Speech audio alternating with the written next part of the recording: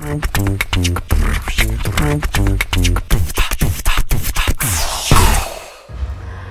teman-teman, balik lagi di Sahabat Talks bareng aku Rara. Nah, di episode ke-15 kali ini aku nggak sendirian nih, aku ditemenin sama Jijang Hehe selaku perwakilan Badan Eksekutif Bidang Perairan Sabah. Halo, saya Jijang Hehe. Kali ini kita dikepung nih sama band Musafir Indie dari Jogja dan Klaten. Ada Niskala, Liburan di Rumah, dan DJ Vlogs ya. Halo Mas. Halo. Halo Mas. Ya. Nah, Niskala dan Liburan di Rumah itu dari Yogyakarta. Mereka sedang dalam sebuah project tour bertajuk What a Wonderful Summer at Split Tour 2022, The Balance of Things by Niskala and Lost in the June Sky by Liburan di Rumah. Kemudian ada DJ Vlogs dari Klaten dalam project tournya yang bertajuk Atas Nama Tour. Ketiga band ini beberapa kali ditemukan di destinasi tour yang sama nih. Salah satunya di Purwokerto saat ini. Langsung aja kita interogasi abang-abang kita kali ini. Silakan Mas, memperkenalkan diri dan role band di bandnya itu sebagai apa Mas? Dari mana nih? Dari tengah boleh. Dari- Dari tengah boleh. Dari tengah atau dari ujung nih? Aku Daniel dari Niskala, aku gitaris. Aku Amir dari The Joblogs vokal. Saya Ical dari Liburan di Rumah, gitar. Untuk Niskala dan Liburan di Rumah ada banyak istilah nih dalam satu agenda tour ini. Ada What a Wonderful Summer, The Balance of Things, Lost in the June Sky. Boleh nggak sih dijelasin apa maksud dari istilah tersebut? Dari Masnya dulu boleh Aku deh. dulu ya. Kalau The Wonderful Summer Ends itu sebenarnya kan karena tajuknya kan split tour gitu kan. Jadi sebenarnya dua band itu punya dua agenda yang berbeda, tapi ternyata destinasinya sama. Nah, biar nggak tumbukan, karena kan setiap band kan di tournya sendiri-sendiri kan punya agenda sendiri-sendiri juga tuh. Mungkin ada achievement sendiri-sendiri juga, terus pengen dicapai apa aja sih. Jadi ada dua tajuk yang berbeda sebenarnya, tapi karena kita split ya tajuknya itu. Kalau di Niskala sendiri, kenapa judulnya The Balance of Things? Karena secara basically kita bisanya atau mobile-nya itu lebih fleksibel di weekend, karena kita semua kan mostly udah bawa bapak gitu kan, jadi udah punya keluarga, terus kemudian kita juga ada kerjaan harian, jadi yang paling bisa memungkinkan adalah weekend. Nah, terus dari hal yang simpel yang paling dekat ini tuh kita kita ekstraksi gitulah. Kalau dari Liburan di Rumah, Lost in the June Sky itu kan sebenarnya nggak ribet-ribet sih Mbak, karena baru memasuki awal Juni aja dan kayaknya bandnya tuh yang di image sedih-sedih gitu, jadi kita cari tajuk yang masuk ke itu aja sih. Karena masuk awal Juni jadi namanya June Sky ya. Oke.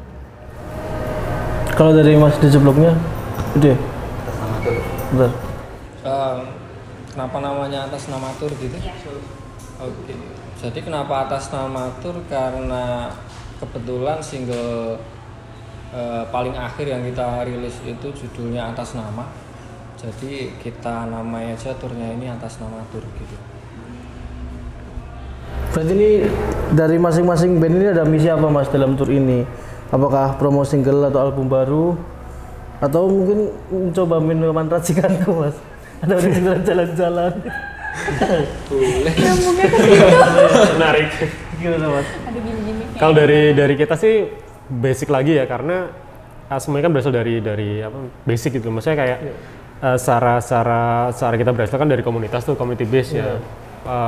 Seenggaknya kalau tour tuh yang pengen dicapai networking sebenarnya. Networkingnya lebih dari itu bonus kayak gitu.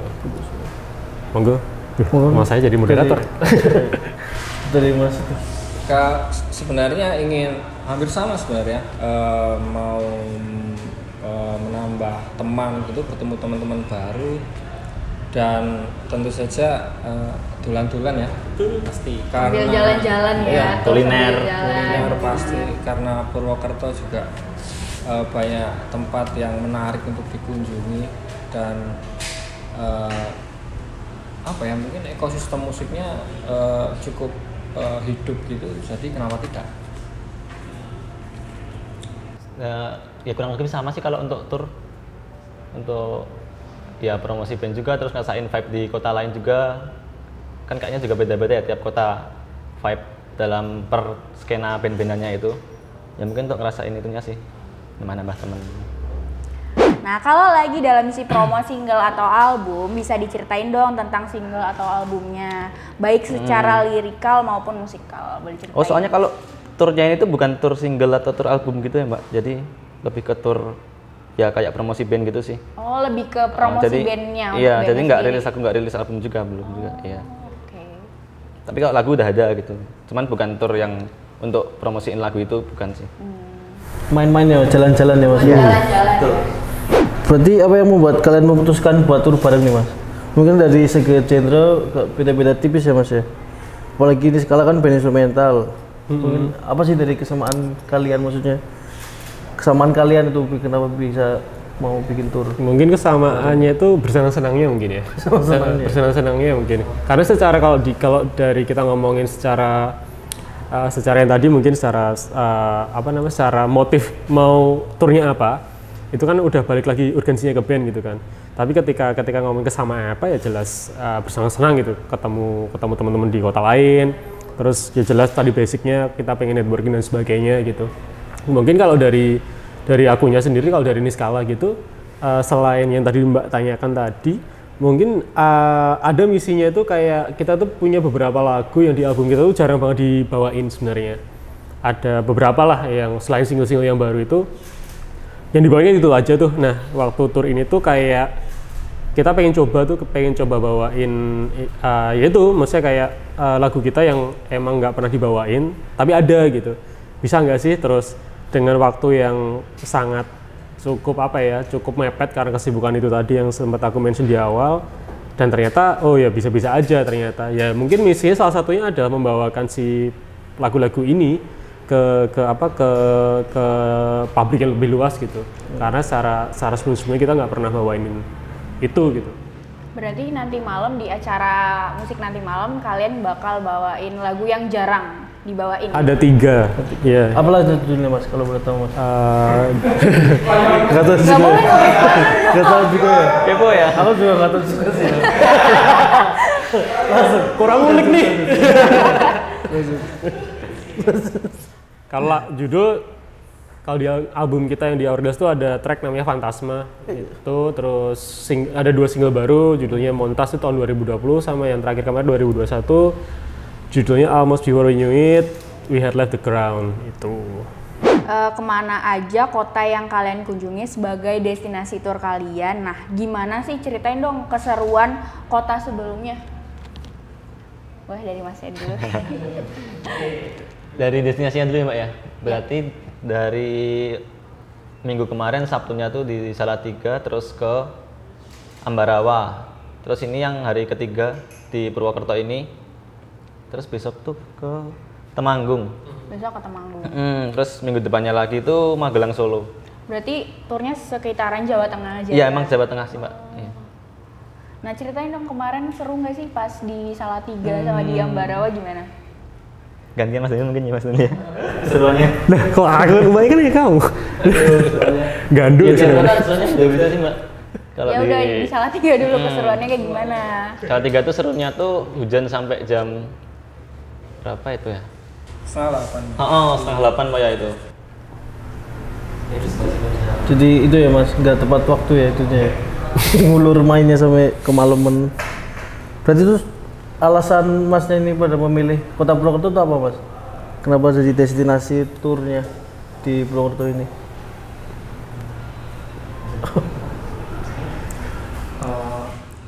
Karena apa ya? Karena yang pertama tuh ada salah satu personel kami yang pernah kesini dan mungkin dia juga ada komunikasi yang cukup intens dengan beberapa teman di sini gitu. Jadi kita semacam punya channel gitu sehingga bisa kesini. Terus yang kedua ada juga salah satu teman yang rumahnya kebetulan di mungkin Batu Raden ke bawah dikit gitu. Jadi itu sudah dua kombinasi yang kenapa nggak ke sini? Sini loh. Ya karena juga ada teman di sini gitu. Jadinya makanya turun ke sini juga biar tiba-tiba ntar di Purwokerto juga jalan-jalan. Ya. Nah, bagaimana kalian sebagai orang luar Purwokerto melihat geliat skena musik di Purwokerto? Ke siapa tuh? Iya dari Mas. Mungkin aku nggak bisa ngomong banyak karena aku juga sejujurnya nggak terlalu ngulik, cuman mungkin ada pandangan personal tuh kayak karena aku juga sering bolak-balik di 3 kota sebenarnya, ada di Jogja, Solo sama Blitar. Nah mungkin ada bayangan tuh kayak Purwokerto itu mungkin ya, tapi ini personal gitu, mungkin kayak Blitar gitu. Secara scene mungkin nggak terlalu gede tapi ada gitu geliatnya. Nah mungkin yang jadi penasaran tuh lebih ke ya kayak tadi, maksudnya kayak kalau kita nggak coba kita nggak pernah tahu gitu untuk ketemu orang-orangnya gitu. Dan sebenarnya mau apa namanya, mau tur kemana aja sebenarnya atau main di mana aja pun sebenarnya juga kalau dibilang ada ekspektasi atau nggak ada sebenarnya, karena emang basicnya adalah ketemu siapa aja, ayo networking kan, tadi balik ke sana dan bersenang-senang gitu. Kalau mau responnya seperti apa, terus nanti secara apa namanya, secara maksudnya secara kadang kan kalau main itu pengen dorame gitu. Cuman sebenarnya nggak ada ekspektasi ke sana gitu. Karena ya basicnya di mana aja, yang penting have fun aja gitu yang dicari. Ya itu sih. Iya gitu. Iya. Siap Mas. Siap Mas. Mungkin nggak ada tambahan lagi Mas. Dari Masnya. Ada tambahan lagi Mas. Cukup sih kalau aku, Mbak. Yang penting bersenang-senangin tadi. Sama ya. Jawabannya sama. Boleh diceritain nggak nih Mas proses produksi rilisan terakhir kalian? Mungkin terutama waktu lagi pandemi kemarin ya kan. Bagaimana kalian menyikapinya untuk tetap berkarya itu gimana Mas? Kan susah ya pandemi kemarin, terus produksi. Keluarin album gimana Mas? Berarti lebih ke produksinya ya Mas ya? Iya produksinya. Boleh Mas ya. Kalau buat produksi kebetulan liburan di rumah tuh produksinya full di rumah sendiri sih Mas, jadi nggak kemana-mana sih. Jadi kalau buat apa-apa ya di rumah, jadi gampang sih masuk ketemu sama anak-anak gitu, tinggal kontak, kumpul yuk, coba buat ini, itu masih gampang sih kalau produksi buat liburan di rumah. Masih di Jogja semuanya ya Mas? Jogja semua, aslinya sih nggak Jogja semua, tapi kebetulan tinggalnya di Jogja semua. Terus kalau dari Mas, di Jebloknya gimana? Untuk Jeblok sendiri selama pandemi mulainya awal 2020, awal Maret 2020 itu sampai sekarang itu ada 2 rilisan single semua. Jadi aku pikir pandemi itu jadi kayak semacam waktu yang tepat buat bikin musik gitu ya, karena nggak banyak panggungan, terus kita jadi banyak di rumah gitu, Kerja juga WFH, jadi banyak waktu untuk bertemu. Jadi aku pikir itu waktu yang bagus untuk produksi, dan kemudian setelah PPKM dan semacamnya itu dibuka dan acara mulai ada, pas lah untuk merayakan perilisan. Jadi justru karena pandemi itu kalian lebih produktif ya dalam kayak menulis lagu, dalam memproduksi musiknya, jadi kayak lebih produktif kan? Enggak juga sih. Oh, katanya tadi di rumah terus. Iya, ada, tapi aku pikir nggak lebih produktif juga daripada sebelum pandemi. Tapi ada sedikit. Tapi ada lah tetap produktif ya. Iya. Mempengaruhi berarti pandemi ya? Tetap mempengaruhi Mas? Iya Pak.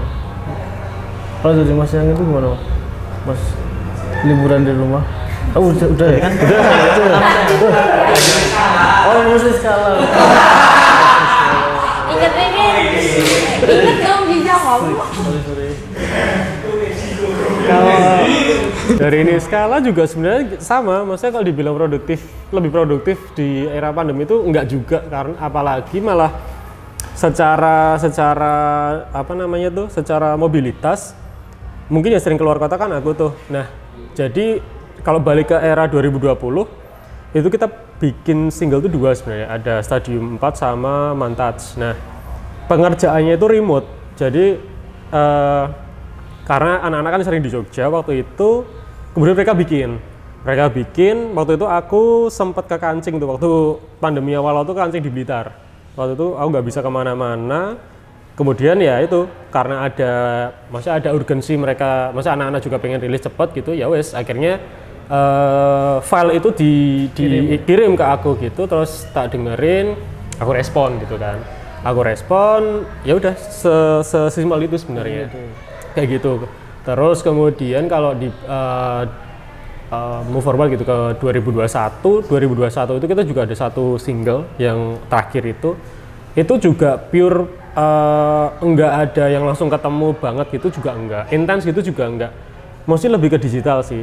Punya single punya sketch kayak gimana, terus kirimnya by email, terus didengerin, oh kayak gini. Kebetulan yang lagi-lagi kayak gitu polanya, karena aku sering keluar kotanya.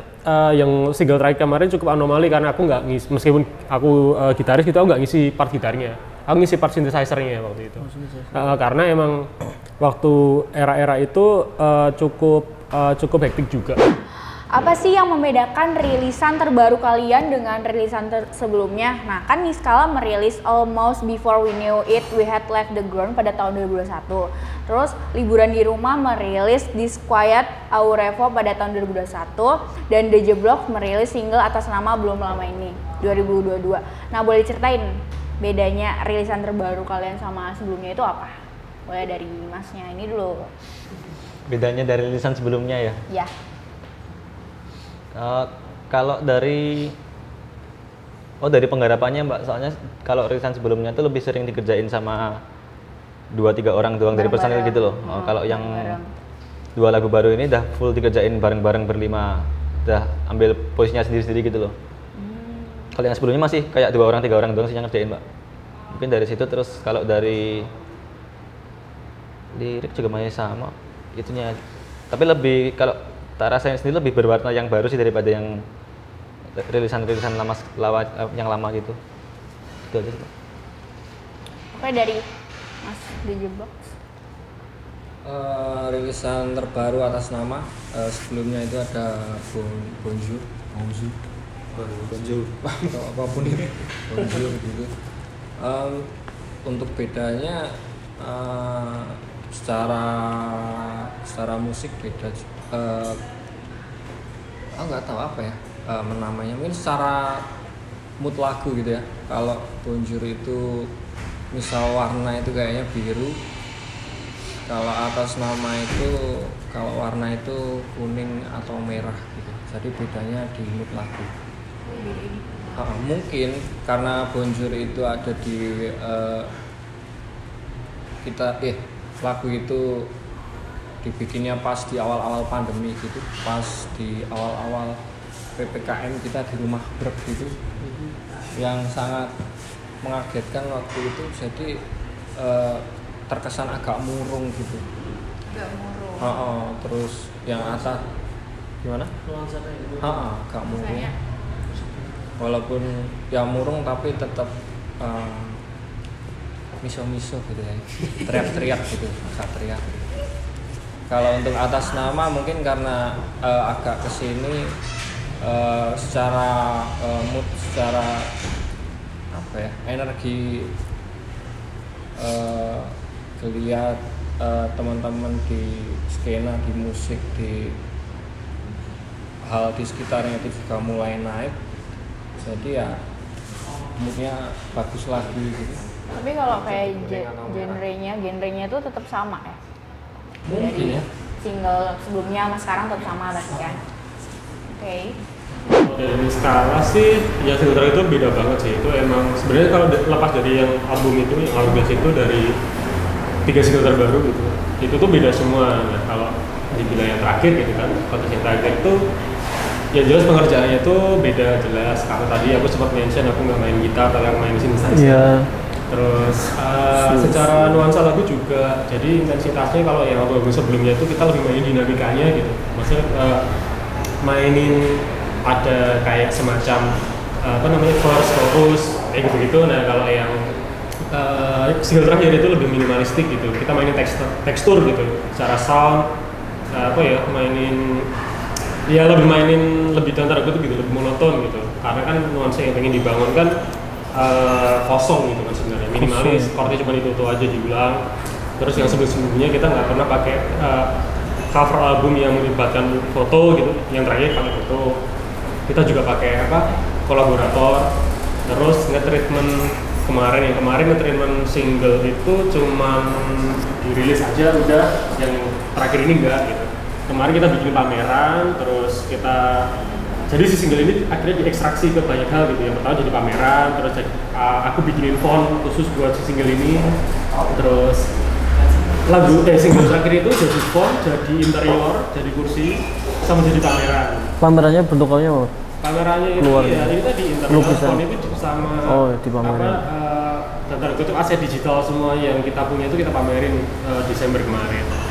Jadi sebenarnya mungkin itu juga sedikit bisa dibilang itu alter ego gitu, karena pada dasarnya kan yang jadi art director di band ini kan aku gitu kan secara visual gitu. Nah di era-era si single ini dikerjain itu tuh aku juga baru intens ngerjain kerjaan desain juga. Jadi mungkin kebawa moodnya, mungkin terus ini kayaknya bisa diterima sekalian nih, karena waktu itu intensitas kerjaan gitu juga sama kan. Ya wes lah, energinya sama, aplikasikan gitu. Tapi ternyata juga lucu juga, akhirnya lucu aja gitu ketika si single ini kemudian keluar dengan ada tadi ada kursi atau interior tadi, terus jadi ada fontnya, terus ada lagu-lagu yang sebelumnya itu diaplikasikan atau di metamorfosiskan gitu ya ke bentuk visual semuanya, jadi desain semuanya. Berarti itu kursi merepresentasikan lagunya ya? Sebenarnya enggak juga ya? Cuma lebih ke lebih ke gimana ya kira-kira kalau audio ini bisa diekstrak ke bentuk lain gitu. Kursi ternyata ya lucu-lucu aja gitu, bisa gitu. Berarti kita tadi Mas ya. Tapi boleh sebutin nggak Mas, misalnya nih ada 3 album terbaik yang influential ya menurut masing-masing dari kalian nih, kalau boleh tahu Mas. Boleh nyebutin ya, dari Mas Daniel juga boleh. Influential secara band atau secara personal?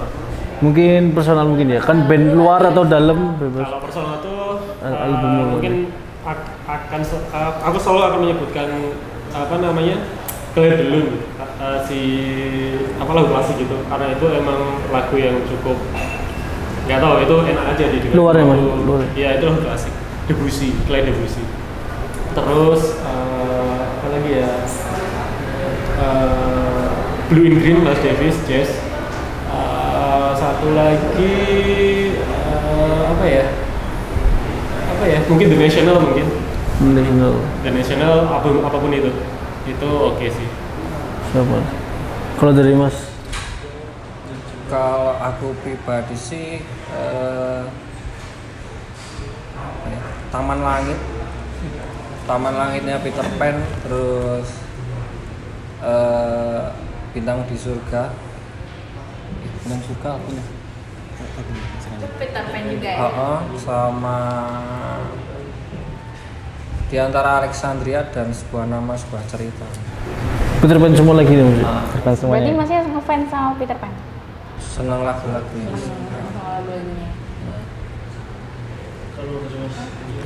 Kalau Mas? Kalau 3 ya Mas ya? Ada yang Peter Pan yang Alexandria tadi itu ada filmnya juga ya?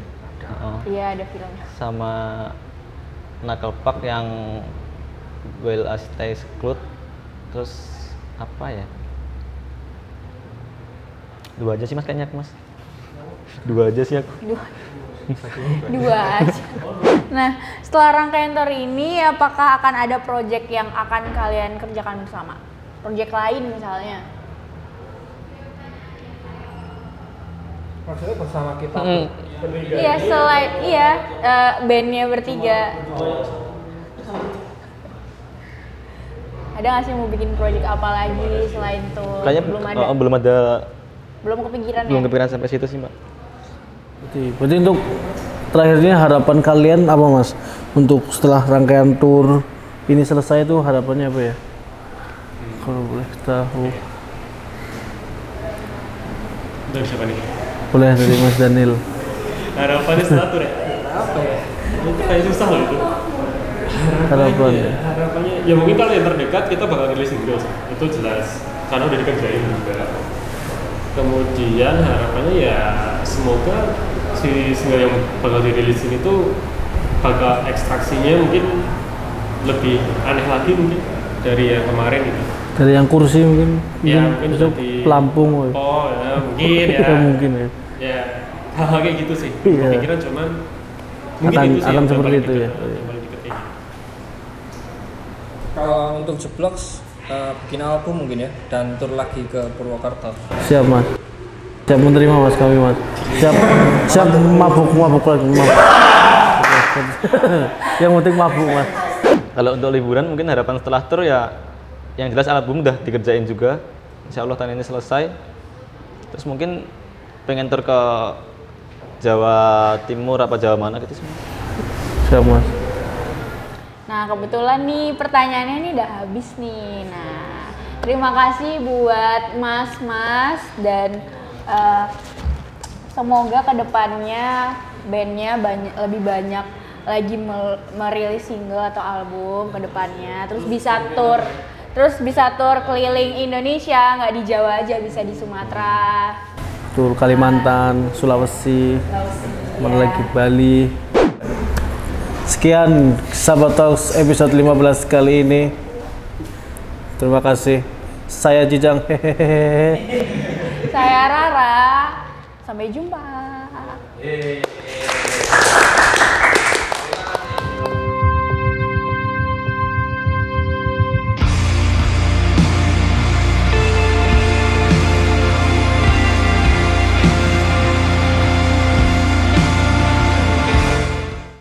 この番組はご覧のスポンサーの提供でお送りしました。